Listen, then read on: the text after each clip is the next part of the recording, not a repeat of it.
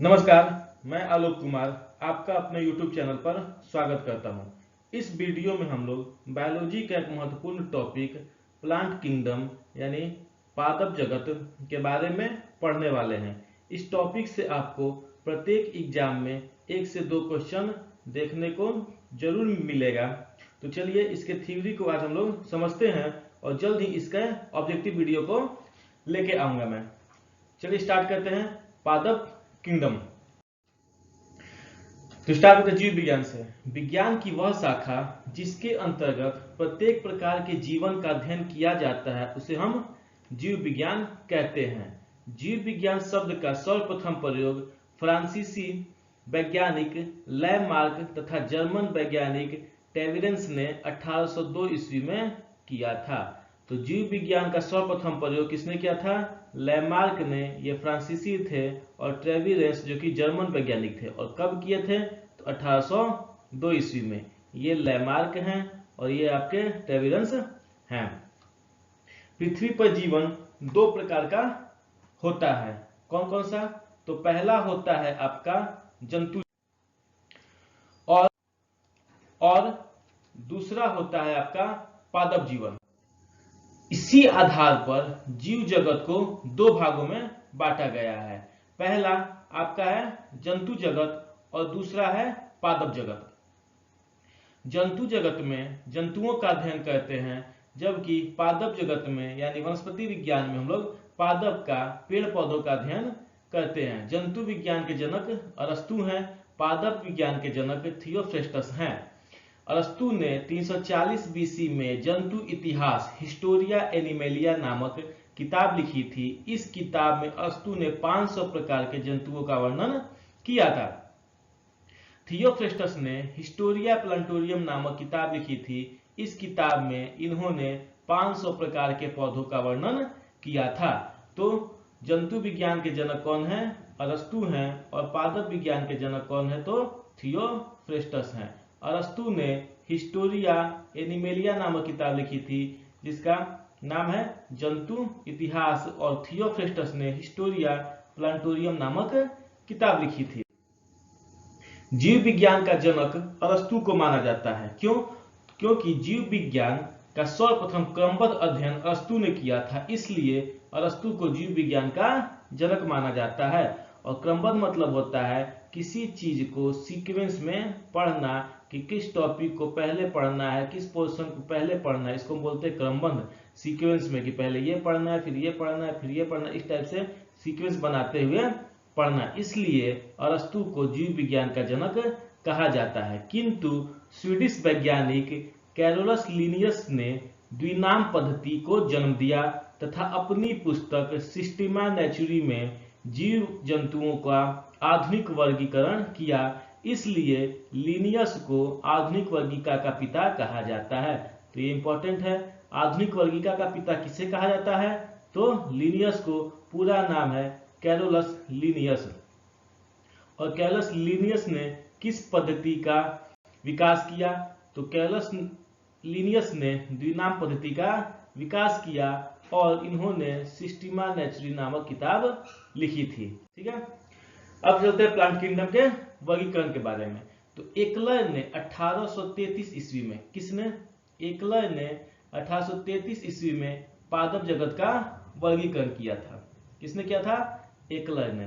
ध्यान रखेंगे 1883 ईस्वी में, सॉरी 1883 ईस्वी में, मैंने इसको 33 बोल दिया था। 1883 ईस्वी में पादप जगत का वर्गीकरण निम्न प्रकार से किया। कैसे किया? तो पहले पादप जगत को 2 भाग में बांटा गया। कौन कौन सा? अपुष्पोद्भिद और पुष्पोद्भिद। और अपुष्पोद्भिद को 3 भाग में बांटा गया। कौन कौन? थैलोफाइटा, ब्रायोफाइटा और टेरिडोफाइटा। फिर पुष्पोद्भिद को 2 भाग में बांटा गया, नग्नजीवी और आवृतजीवी। उसके बाद थैलोफाइटा को 3 भाग में बांटा गया, एक शैवाल, दूसरा कवक, तीसरा लाइकेन। बाकी ब्रायोफाइटा, टेरिडोफाइटा और नग्नबीजी को फिर से वर्गीकरण नहीं किया गया है। और आवृतबीजी को 2 भाग में बांटा गया है, एक बीजपत्री और द्विबीजपत्री। तो चलिए इन सारे वर्गीकरण को एक एक करके समझते हैं कि इनका मतलब क्या होता है। तो स्टार्ट करते हैं अपुष्पोद्भिद से। अपुष्पोद्भिद ऐसे पादप जिनके अंदर न ही पुष्प पाए जाते हैं न ही बीज, यानी ऐसे पेड़ पौधे जिसके अंदर ना ही फूल होता है और ना ही बीज होता है, उसे हम कहते हैं अपुष्पोद्भिद। इसे कितने भाग में बांटा गया है? तो 3 भाग में। कौन कौन? थैलोफाइटा, ब्रायोफाइटा और टेरिडोफाइटा। ठीक है, तो अब चले इन तीनों का अध्ययन करते हैं हम लोग। थैलोफाइटा। थैलोफाइटा जो है वनस्पति जगत का सबसे बड़ा समूह है। पहला पॉइंट याद करने लायक, वनस्पति जगत का सबसे बड़ा समूह है। इस समूह के पौधों का शरीर जड़, तना और पत्ती आदि में विभक्त नहीं होता है, यानी हम इनको अलग अलग नहीं पता लगा पाते हैं कि किसके शरीर कहाँ है, जड़ कहाँ है, तना कहाँ है और पत्ते कहाँ हैं। इसमें संवहन उत्तक भी नहीं होता है। दूसरा पॉइंट याद करना है, एक्चुअली सारा पॉइंट याद करना है लेकिन मैं इंपॉर्टेंट बता दे रहा हूँ। संवहन उत्तक इसमें नहीं होता। अच्छा, संवहन उत्तक होता क्या है? तो संवहन उत्तक हम बोल सकते हैं पेड़ पौधों में एक नस है, जैसे हमारे शरीर में एक नस होता है, उस टाइप से हम बोल सकते हैं संवहन उत्तक भी पेड़ पौधों का एक नस ही है। वो नस कौन कौन से हैं? नस समझने के लिए ऐसे उनका नाम क्या है? संवहन उत्तक। तो संवहन उत्तक कौन कौन से हैं? जाइलम और फ्लोएम। यह फिगर में देख सकते हैं। ये वाली नस जो है एक तरह से ये वाली संवहन उत्तक जो है वो कौन सी है? जाइलम है। और ये वाली संवहन उत्तक जो है वो कौन सी है? फ्लोएम है। ठीक है, तो इनको चलिए कुछ समझते हैं कि जाइलम और फ्लोएम होता क्या है और इनका वर्गीकरण कैसा होता है। तो जाइलम जो होता है, जाइलम उत्तक जड़ों से जल और घुले हुए खनिज लवण को पत्तियों तक पहुंचाता है, यानी जड़ से, यहाँ से जो जड़ है, जड़ से खनिज, जल और खनिज ये पत्तियों तक पहुंचाने का काम करता है। कौन? जाइलम उत्तक। और फ्लोएम उत्तक पत्तियों में तैयार भोजन को पौधे के अन्य भागों में पहुंचाता है, यानी जल और खनिज यहाँ से जाइलम उत्तक से होते हुए पत्तियों में गए हैं, तो पत्तियां क्या काम करेंगी? खाना बनाने काम करेंगी। तो ये खाना पौधे के पूरे शरीर में डिस्ट्रीब्यूट होना चाहिए। तो इस डिस्ट्रीब्यूशन का काम जो करता है वो कौन करता है? फ्लोएम उत्तक। ठीक है, अब थैलोफाइटा को भी याद हो तो हम लोग 3 भाग में बांटे थे। कौन कौन? शैवाल, कवक और लाइकेन। तो इनको पढ़ते हैं। पहले शैवाल को। शैवाल जो होता है इसको बोलते हैं हम फाइकोलॉजी। इसके अध्ययन को क्या बोलते हैं? फाइकोलॉजी। पहला पॉइंट याद करने लायक कि शैवाल के अध्ययन को फाइकोलॉजी कहते हैं। शैवालों में हरित लवक उपस्थित होते हैं। ये आपका हरित लवक का स्ट्रक्चर है। शैवालों में संवहन उत्तक नहीं होते हैं। ऐसे हम पढ़ चुके हैं कि थैलोफाइटा में संवहन उत्तक नहीं होता है। तो शैवाल, कवक और लाइकेन किसी में भी संवहन उत्तक नहीं होगा। शैवाल स्वपोषी होते हैं, यानी ये अपना खाना स्वयं बनाते हैं। और शैवालों की कोशिका भित्ति जो होती है वो सेलुलोज की बनी होती है। सेकेंड पॉइंट में इसको याद रखेंगे। शैवाल की कोशिका भित्ति किसकी बनी होती है? सेलुलोज की बनी होती है। शैवाल समुद्री और साधारण दोनों होते हैं। शैवाल के उपयोग क्या क्या है? तो शैवाल को भोजन के रूप में, आयोडीन बनाने के रूप में, खाद के रूप में, औषधि के रूप में और अनुसंधान कार्यों में भी हम इसका यूज करते हैं। ठीक है, तो अब नोट करने वाला पॉइंट क्या है?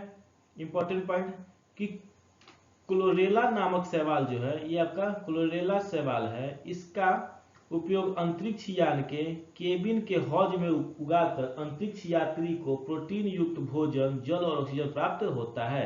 यानी क्लोरेला शैवाल से क्या होता है? अंतरिक्ष यात्री जो अंतरिक्ष में जाते हैं वो अपना भोजन प्राप्त करते हैं। अंतरिक्ष यात्री खाना लेकर नहीं जा सकते हैं, तो इसी शैवाल को खाकर वो लोग एनर्जी प्राप्त करते हैं।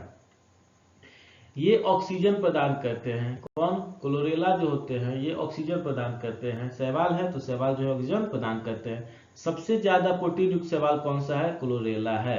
तो यही क्लोरेला जो है वो सबसे अधिक प्रोटीन देता है। ये स्लोथ बियर पर भी पाए जाते हैं। ये आपके स्लोथ बियर है। स्लोथ बियर पे भी शैवाल पाए जाते हैं। फिर शैवाल को 4 टाइप से बांटा गया है।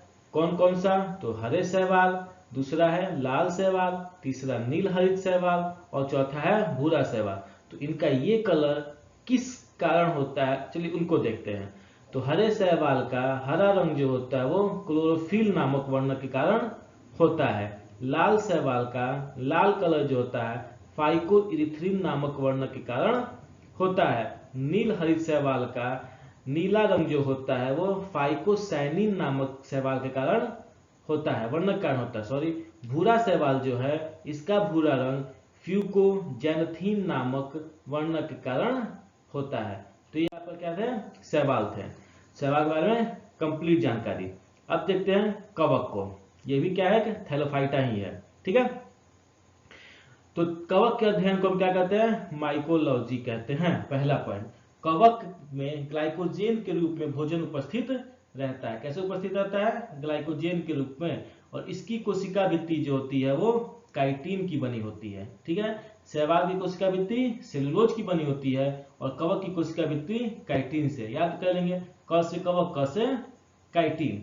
मशरूम जो होता है एक प्रकार का कवक है, ये आपका मशरूम है, ये एक प्रकार का कवक है। कवक में पर्णहरित और समूह तक नहीं पाए जाते हैं। तो हम समूह तक पढ़ चुके हैं कि थैलोफाइटा के सभी वर्ग में समूह तक नहीं पाए जाएंगे, इसे पर्णहरित यानी क्लोरोफिल भी नहीं पाया जाता है। डबल रोटी जो है ये ब्रेड के निर्माण में सैकोरामाइनेस नामक कवक का प्रयोग किया जाता है। किसका प्रयोग किया जाता है, सैकोरामाइनेस नामक कवक का प्रयोग किया जाता है।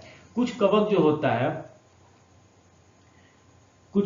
होता है उससे पादप पशुओं के साथ मनुष्यों में रोग का कारण बनते हैं। कुछ कवक जो होता है पादप में, पशु में, ठीक है, और मनुष्य में रोग का कारण बनता है। तो पादप में कौन कौन सा रोग होता है, तो गेहूं का किट्टू रोग। कौन सा होता है, गेहूं का किट्टू रोग। आलू का पछेला या अंगमारी रोग, ये सरसों का सफेद रस्ट रोग, गन्ने का लाल अपक्षय रोग, धान की भूरी अर्ज चिल्ली चित्ती रोग, आलू का मस्सा रोग, मूंगफली का टिक्का रोग और गेहूं का ढीला स्मट।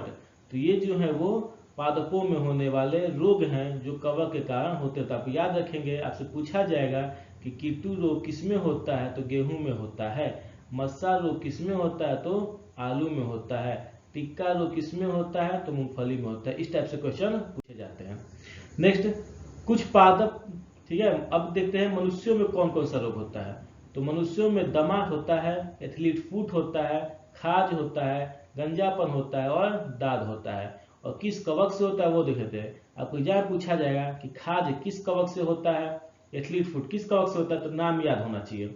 दमा जो होता है एस्परजिलस फ्यूमिगेटस नामक कवक से होता है। एथलीट फूड टीनिया पेडिस नामक कवक से होता है। खाज एकेरस स्केबिस नामक कवक से होता है। और गंजापन टीनिया कैपिटिस नामक कवक से होता है। तथा दाद जो है वो टाइकोफाइटान नामक कवक से होता है। तो ये इंपॉर्टेंट है, इसको याद रखेंगे, इससे आपको जरूर क्वेश्चन बनते हैं, ठीक है। नेक्स्ट है लाइकेन। कवक और शैवाल दोनों से मिलकर बना होता है लाइकेन। लाइकेन किससे मिलकर बना होता है, कवक और शैवाल दोनों से मिलकर बना होता है। इसमें कवक और शैवाल जो होते हैं वो परजीवी होते हैं, यानी कवक और शैवाल एक दूसरे का उपयोग करते हैं जिंदा रहने के लिए। कैसे उपयोग करते हैं, तो कवक जल, खनिज, लवण, विटामिन आदि शैवाल को देता है। क्या क्या, जल, खनिज, लवण और विटामिन शैवाल को देता है। और शैवाल प्रकाश संश्लेषण द्वारा उपयोग करके जो कार्बोहाइड्रेट बनाता है वो भोजन के रूप में कवक को दे देता है, ठीक है। लाइकेन जो होता है वायु प्रदूषण का सूचक है। ये मोस्ट इंपोर्टेंट क्वेश्चन है। वायु प्रदूषण का सूचक कौन है, लाइकेन, क्योंकि जहां वायु प्रदूषण होंगे वहां लाइकेन नहीं उगते हैं। कवक और शैवाल के बीच के संबंध को क्या बोलते हैं, हेलोटिज्म बोलते हैं। कवक और शैवाल के बीच के संबंध को क्या बोलते हैं, हेलोटिज्म बोलते हैं। पेड़ों की छालों पर उगने वाले लाइकेन को कोर्टिकोल्स बोलते हैं। ये जो लाइकेन उगा हुआ है पेड़ की छाल पे, इसको हम कोर्टिकोल्स बोलते हैं। और खाली चट्टानों पर उगने वाले लाइकेन को सेक्सिकोल्स कहते हैं, ठीक है। अब इंपॉर्टेंट पार्ट कुछ है। लोबेरिया, इर्बेनिया और रेमेलिया नामक लाइकेन का उपयोग हम लोग इत्र बनाने में करते हैं। किसका किसका, लोबेरिया, इर्बेनिया और रेमेलिया का उपयोग इत्र बनाने में। परमेलिया सेक्सटिलिस का उपयोग मिर्गी की दवा के रूप में किया जाता है। परमेलिया सेक्सटिलिस का रोग। रोसेला नामक लाइकेन से लिटमस पेपर बनता है। ये आपका रोसेला लाइकेन है, जिससे क्या बनाया जाता है, लिटमस पेपर। आपको याद ही होगा, लिटमस पेपर आप जानते ही होंगे। इसके बाद आते हैं अपुष्पोद्भिद का दूसरा जो वर्गीकरण था, ब्रायोफाइटा के बारे में। यह सबसे सरल स्थलीय पौधों का समूह है। इसमें लगभग 25,000 जातियां हैं। तो कितने पौधों का नाम याद करेंगे, इसलिए जो इंपॉर्टेंट उसको याद कर लेंगे। इसमें कितनी जातियां हैं, 25,000 जातियां हैं। इसमें संवहन उत्तक का पूर्ण अभाव होता है, यानी ब्रायोफाइटा में भी संवहन उत्तक जो होते हैं, जैसे जाइलम और फ्लोएम, इनका पूर्ण अभाव होता है, यानी ये इनमें नहीं होते हैं। इन्हें वनस्पति जगत का एम्फीबियन कहते हैं। मोस्ट इंपॉर्टेंट, वनस्पति जगत का एम्फीबियन किसको कहते हैं, ब्रायोफाइटा। क्यों, क्योंकि ये जल और स्थल दोनों पर पाया जाता है। इस समुदाय के पौधे मृदा अपरदन को रोकने के काम आते हैं। सेकंड क्वेश्चन ये बन जाएगा आपका कि मृदा अपरदन को रोकने के लिए किस वर्ग के पौधे काम आते हैं, तो ब्रायोफाइटा के। इसमें बीज और पुष्प का अभाव होता है, यानी इसमें बीज और पुष्प नहीं होते हैं। जड़ तथा पत्ते भी अविकसित होते हैं, पूर्ण विकसित नहीं होते हैं। ब्रायोफाइटा में पौधे राइजोड़ के द्वारा मिट्टी से जुड़े होते हैं। राइजोड़ क्या है, एक तरह का झूठा जड़ है, ठीक है। तो किस प्रकार के पौधे में राइजोड़ जड़ें पाई जाती हैं, तो ब्रायोफाइटा के नामक पौधे में राइजोड़ जड़ें पाई जाती हैं। ब्रायोफाइटा का एग्जाम्पल कौन कौन सा है, तो पहला है मोसेस और दूसरा है हॉर्नबर्ट, ठीक है। इंपॉर्टेंट पॉइंट, स्फेगनम नामक मॉस जो है अपने स्वयं के भार से 18 गुना अधिक पानी सोख सकता है। कितना, 18 गुना अधिक पानी सोख सकता है। कौन, स्फेगनस सोख सकता है। इसलिए माली इसका उपयोग पौधों को एक स्थान से दूसरे स्थान ले जाते समय सूखने से बचाने के लिए करते हैं। स्फेगनम का उपयोग एंटीसेप्टिक के रूप में भी किया जाता है। स्फेगनम मॉस का उपयोग ईंधन के रूप में भी किया जाता है, ठीक है। नेक्स्ट जो है अपुष्पोद्भिद का तीसरा जो कैटेगरी था वो कौन था, टेरिडोफाइटा। इस समूह के पौधे नमी, छायादार जगहों, जंगलों और पहाड़ों पर अधिकता से पाए जाते हैं। इसमें बीज और पुष्प नहीं पाए जाते हैं। जड़, तना, पत्ते और संवहनी तक पाए जाते हैं। यानी कि टेरिडोफाइटा जो है उसमें पहला जो हम लोग का वर्गीकरण मिला टेरिडोफाइटा, जिसमें जड़, तना, पत्ता, संवहनी तक पाया जाता है। इसके पहले जितने पढ़े थे हम, उसमें ये सब चीजें नहीं थी। इसमें क्या नहीं पाया जाता है, तो बीज और पुष्प नहीं पाया जाता है। इसका एग्जाम्पल कौन कौन सा है, तो इसका एग्जाम्पल है फर्न, हॉर्सटेल और लाइकोफाइटस। ये इसके 3 एग्जाम्पल है। अब आते हैं पुष्पोद्भिद वर्गीकरण के बारे में, जिसको हम बोलते हैं फूल वाला पौधा। इस समूह के पौधे पूर्ण विकसित होते हैं। तो दिखी ना आपको, फूल वाला पौधा नाम है इसका। तो इस समूह के पौधे पूर्ण विकसित होते हैं। इस समूह के सभी पौधे फूल, जड़ तथा बीज होते हैं। इस समूह का जो भी पौधा उसमें फूल भी दिखेगा आपको, जड़ भी दिखेगा आपको और बीज भी दिखेगा। इस समूह के पौधों को 2 उप में बांटा गया। कौन कौन सा, एक को बोलते हैं नग्न बीजी और दूसरे को बोलते हैं आवृत बीजी। चलिए अब इन दोनों के बारे में देखते हैं। नग्न बीजी क्या होता है, तो नग्न से नाम है नंगा। नग्न बीजी वे पौधे होते हैं जिनके बीजों पर कोई कवर नहीं होता है, ठीक है। ये पौधे बहुवर्षीय और लंबे होते हैं। इनकी मूसला जड़ें पूर्ण विकसित होती हैं। मूसला जड़ें क्या है आपको आगे बताया जाएगा। ये मरुद्भिद होते हैं, यानी कि ये इनमें पानी की कम आवश्यकता होती है। इन्हें परागण की क्रिया वायु द्वारा होती है।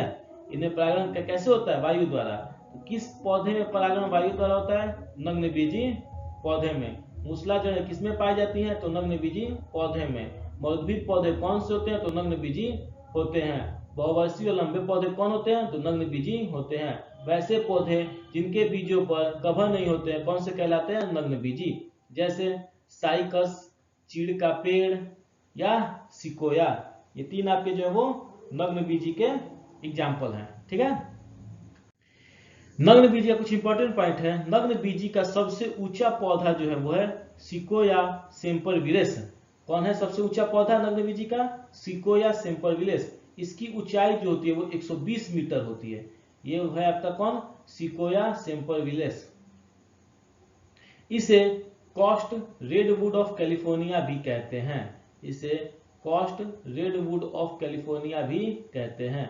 सबसे छोटा नग्नजीवी पौधा जैमिया पिग्मिया है। सबसे छोटा नग्नजीवी पैदा कौन है? जैमिया पिग्मिया है। नग्नबीजी का उपयोग क्या क्या है? तो पहला है भोजन के रूप में। साइकस जो पौधा है उसके तना से मंड निकाल करके खाने वाला साबूदाना बनाया जाता है। खाने साबूदाना किससे बनता है? तो साइकस नामक नग्नबीजी पौधे से बनता है, इसलिए साइकस को सागोपाम कहते हैं। लकड़ी के रूप में चीड़, सिकोया, देवदार, स्प्रूस की लकड़ी से फर्नीचर बनाए जाते हैं। तेल के रूप में चीड़ के पेड़ से तारपीन का तेल इंपॉर्टेंट है। तारपीन का तेल किससे निकाला जाता है? चीड़ से। सेंड्रास का तेल किससे निकाला जाता है? देवदार से। और सेड्स कॉस्ट का तेल किससे निकाला जाता है? तो जुनिपेरस की लकड़ी से निकाला जाता है। तीनों तेल के नाम याद रखें किससे निकाला जाता है। तारपीन का तेल चीड़ के पेड़ से, सेंड्रोस का तेल देवदार के पेड़ से, और सेड्स कॉस्ट का तेल जुनिपेरस की पेड़ से। टेनिन चमड़ा और स्याही बनाने में काम आता है, ठीक है। और रेजिन के काम आता है, यानी कुछ शंकु पौधे से रेजिन निकाला जाता है जिनका उपयोग वार्निश, पॉलिश या पेंट आदि बनाने में किया जाता है। तो नग्नबीजी पौधे के इतने एग्जाम्पल हैं, जिसमें से तीसरा वाला जो है वो मोस्ट इंपॉर्टेंट है और ये पहला वाला मोस्ट इंपॉर्टेंट है, ठीक है। नेक्स्ट आवृत बीजी। इस समूह के पौधे में बीज फल के अंदर होते हैं, जैसे आप सिर्फ देख रहे हैं। इस फल में बीज जो होता है फल के अंदर होता है। इस पौधे में जड़, पत्ती, फल, फूल एवं बीज सभी पूर्ण विकसित होते हैं, यानी ये पूर्ण विकसित होता है। अच्छा, इसको याद रखेंगे। सेव जो होता है इसको झूठा फल भी बोलते हैं, ठीक है। सेव को झूठा फल बोलते हैं, इसको याद रखिएगा। इन पौधे के बीज में बीज पत्र होते हैं, ठीक है। इन पौधे के बीज में क्या होते हैं? बीज पत्र होते हैं। और बीज पत्रों की संख्या के आधार पर इसको दो भाग में बांटा गया है, एक बीजपत्री पौधा और द्विबीजपत्री पौधा। ये है आपका एक बीजपत्री है, दो बीजपत्री। दो बीजपत्री कुछ नहीं होता, जैसे दाल वगैरह होता है ना कि इसको खोलने पे दाल के आधे आधे दो पार्ट दिखते हैं, तो इसी को हम बोलते हैं क्या? दो बीजपत्री पौधे। और जिसमें एक निकलता है दाना उसको हम बोलते हैं एक बीजपत्री पौधा, ठीक है। तो आगे बीजपत्री के आधार पर जो दो उपवर्ग में बांटा गया था उसको देख लेते हैं। इस एक बीजपत्री पौधे उन पौधों को कहते हैं जिनके बीज में एक बीज पत्र होते हैं, ठीक है। यानी उसको काट के डबल नहीं बनाया जाता। जैसे आम है, आम का अगर हम बीज काटेंगे तो उसको दो पार्ट में हम लोग इस तरह से ब्रेक कर सकते हैं, तो क्या कैसा है? द्विबीजपत्री है, ठीक है। इसकी एग्जाम्पल कौन कौन से हैं एक बीजपत्री के? तो गेहूं, मक्का, चावल, जौ, बांस, गन्ना, सुपारी, ज्वार, बाजरा, लहसुन और प्याज। इस एग्जाम्पल को याद रखें, डायरेक्ट कोई पूछा जाता है इनमें कौन सा एक बीजपत्री पौधा है। द्विबीजपत्री पौधे उन पौधों को कहते हैं जिनके बीज में दो बीजपत्र होते हैं, ठीक है। यानी काटने पर ऐसे दाल के जैसा दो बीज निकल के सामने आएगा, बीजपत्र निकल सामने आएगा। एग्जाम्पल कौन कौन सा है? सरसों, सूरजमुखी, सलगम, सेव, मूली, संतरा और नींबू। ये किसके एग्जाम्पल है? द्विबीजपत्री पौधे के एग्जाम्पल है। अब देखते हैं एक बीजपत्री और द्विबीजपत्री में क्या अंतर है। एक बीजपत्री या मोनोकॉटस, इंग्लिश में नाम इसका क्या? मोनोकॉटस के बीजों में एक दाल पाई जाती है। वही उसको हम काटेंगे तो अलग अलग नहीं निकलेगा, यानी अलग अलग वो खराब हो जाएगा, निकल नहीं पाएगा, जैसे धान और गेहूं। द्विबीजपत्री डायकोटस के बीच में दो दालें पाई जाती हैं, जैसे दलहन और आम। आम का हम काटेंगे बीज को तो बीज से दो एकदम पूर्ण बीज के जैसा निकलेगा। इनके पत्तियों में वृंत पाए जाते हैं। एक बीजपत्री में एक बीजपत्री पौधे में वृंत नहीं पाया जाता है और द्विबीजपत्री पौधे में की पत्तियों में वृंत पाया जाता है। वृंत क्या होता है? तो पत्ती का जो ये वाला भाग है, ये वाला, ठीक है, पत्ती का ऊपर वाला भाग छोड़ देते हैं, पत्ती जिससे जुड़ा हुआ था बेस वाला उसको छोड़ के उन दोनों बीच का ये जो ज्वाइंट है इसको हम क्या बोलते हैं? वृंत बोलते हैं, ठीक है। एक बीजपत्री पत्तियों में सिरा विन्यास समानांतर होता है, ठीक है। इनका जो सिरा विन्यास जो होगा वो इस तरह से समानांतर होगा। इनके पत्तियों में सिरा विन्यास जालिका रूपी होता है। द्विबीजपत्री में सिरा विन्यास जो होगा वो कैसा होगा? जालिका रूपी होगा, ठीक है। एक बीजपत्री पौधे में झकड़ा जड़ें पाई जाती हैं। ये देखिए आपका ये जो है वो झकड़ा जड़ें हैं, ठीक है, झंखाड़ के जैसा। आपका इसका एक जड़ नहीं दिखाई देगा। लेकिन द्विबीजपत्री पौधे मूसला जड़ें होती है, इसमें एक आपको मूल जड़ दिखाई देगा ये इस टाइप से, और इसके बाद इसमें से जड़ आपके निकले रहेंगे, ठीक। एक बीजपत्री पौधे का जीवन काल प्राय कम होता है। धान, गेहूं, जौवन, गन्ना इसके एग्जाम्पल हैं। द्विबीजपत्री के पौधे के जीवन काल जो होता है वो प्राय अधिक होता है। उदाहरण के लिए आम, दाल, काष्ठवृक्ष इत्यादि हैं। ठीक है, तो ये आपका प्लांट किंगडम का थ्योरी मैंने समझाया है, तो इसको आप लोग ध्यान से पढ़िए और इसका जल्द ही आपको ऑब्जेक्टिव वीडियो देखने को मिलेगा। धन्यवाद।